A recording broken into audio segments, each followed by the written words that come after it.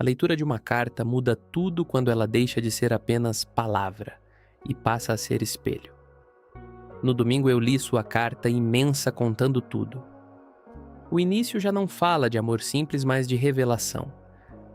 Há algo que se rompe no instante em que o personagem descobre que conhecer o outro é também perder a inocência sobre si mesmo. O mundo não acaba, mas fica estranho, deslocado, como se o chão tivesse mudado de lugar sem aviso. A compreensão chega como um impacto silencioso, não há grito, apenas um colapso interno que reorganiza tudo. A primeira vez que eu soube o que pensa, soube de tudo. Conhecer o pensamento do outro aqui não é encontro, é ruptura. A mente se abre como uma porta que não pode mais ser fechada.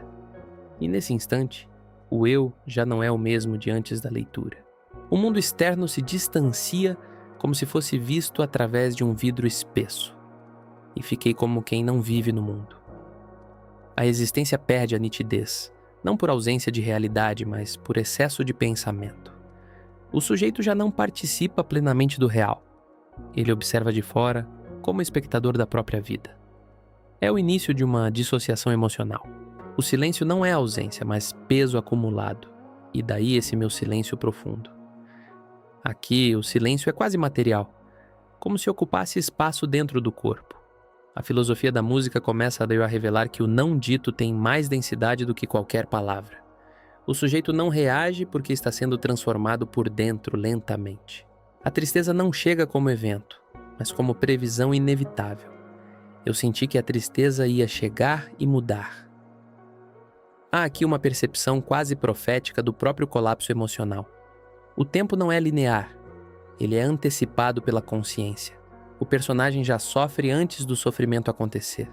A emoção toma forma concreta, quase física. Ia tomar meu coração. O coração não é metáfora leve, mas território invadido. A tristeza aqui não é sentimento abstrato, é força que ocupa espaço interno, como algo que entra sem pedir permissão e reorganiza tudo. A narrativa se desloca para ir para a ausência de culpa, mas não de consequência. Não me sinto culpado por não te amar mais. Aqui surge o ponto filosófico da desconstrução do afeto. O amor não é estático, ele se dissolve sem explicação moral clara. Não há vilão, apenas transformação inevitável. A solidão aparece quase como escolha estética da existência. Talvez eu goste de me sentir sozinho.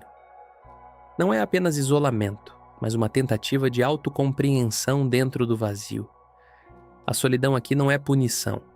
É laboratório emocional onde o eu se observa. A identidade se fragmenta em dúvida constante. Talvez eu não entenda muito bem.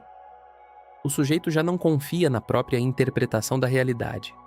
A filosofia da música entra em território existencial. Compreender-se é impossível quando o eu está em constante transformação. O caos deixa de ser inimigo e passa a ser origem. Talvez seja fruto do caos. Aqui a existência não é organizada, mas emergente da desordem.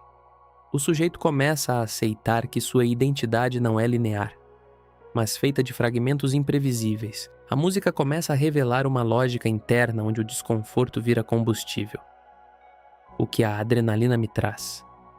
A vida deixa de ser estabilidade e passa a ser intensidade.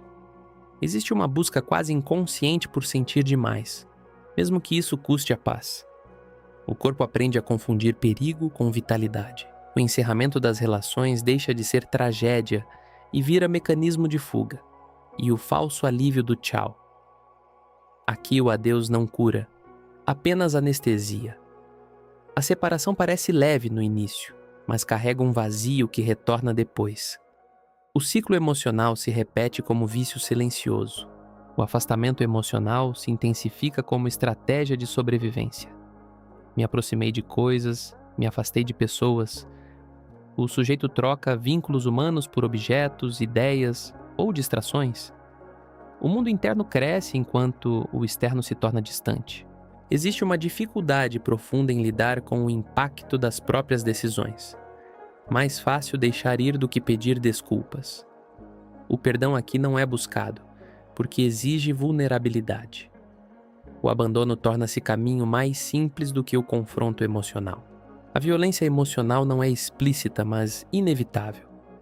Não sei como cortar sem te fazer sangrar. Toda ruptura carrega dano. A consciência disso não impede o ato, apenas o torna mais pesado. A dor do outro se torna parte da própria culpa interna. Há uma tentativa de controle sobre algo que já escapou. Eu me joguei no mar para aprender a nadar. O aprendizado vem do mergulho forçado no desconhecido. O caos emocional não é evitado, mas vivido como método de sobrevivência. O diálogo tenta existir mesmo dentro do distanciamento. Eu te chamei no fim de tarde, eu te falei os detalhes. Ainda há esforço de conexão, mas ele já acontece em terreno instável. A comunicação parece atrasada em relação ao sentimento.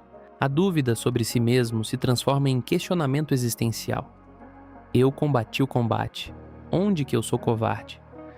O conflito interno não tem resposta clara. O sujeito tenta se justificar para si mesmo enquanto já não confia totalmente nas próprias intenções. O medo do arrependimento antecipa decisões irreversíveis. Se eu posso me arrepender, melhor não esperar para ver. A escolha não é baseada em certeza, mas em fuga do sofrimento futuro. O tempo vira inimigo silencioso. A repetição da tristeza mostra que ela não é evento isolado, mas ciclo. Eu senti que a tristeza ia chegar e mudar. Ela retorna como padrão, não como exceção. O sujeito começa a reconhecer sua própria previsibilidade emocional. A dor deixa de ser apenas sofrimento e se torna forma de existência. Apesar do coração, ainda estou vivo. Há resistência mesmo na fragilidade. A vida persiste mesmo quando emocionalmente fragmentada. Surge uma percepção quase paradoxal de poder dentro da destruição. Nunca vi tanto poder em caco de vidro. O que era quebra se transforma em força. Os fragmentos passam a refletir luz, criando novas formas de significado. O ciclo emocional começa a se transformar em consciência. Eu posso ser a cura, já que sou o veneno. O sujeito entende que sua dor e sua cura coexistem. Não há separação clara entre destruição e reconstrução. A compreensão final não é resolução, mas aceitação do processo contínuo. Eu vou me encontrar quantas vezes eu quiser. A identidade deixa de ser fixa e passa a ser movimento. O eu se reconstrói infinitamente dentro do caos. Depois de atravessar cada fissura dessa história, o que sobra não é resposta, é eco. A música termina, mas o pensamento continua girando dentro de quem escuta, como se cada verso tivesse deixado uma marca invisível na memória. Nunca vi tanto poder em caco de vidro. Talvez a grande força esteja justamente nisso. No que quebra, mas ainda reflete. No que dói, mas ainda ensina a enxergar. E se essa jornada fez sentido para você de alguma forma, então esse não foi só um vídeo. Foi um espelho compartilhado no meio do caos.